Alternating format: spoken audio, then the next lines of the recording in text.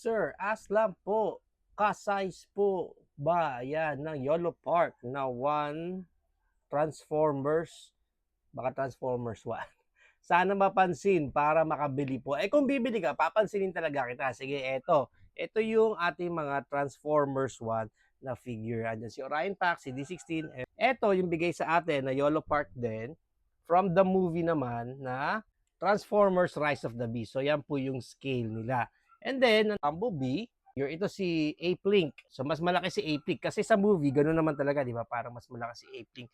So kahit magkakaiba sila ng line, makikita nyo naman yung scaling nila, kuha naman, di ba? And even pag nilagay natin diyan yung G1 na Transformers AMK Pro Series, ayan, so magkaka-scale naman silang lahat. Okay? So saan yung mabibili yan? Sabi mo, bibili ka, nandyan yan sa yellow basket natin. Pipili na lang kayo sinong Transformers ang gusto nyong bilhin dyan sa yellow basket natin.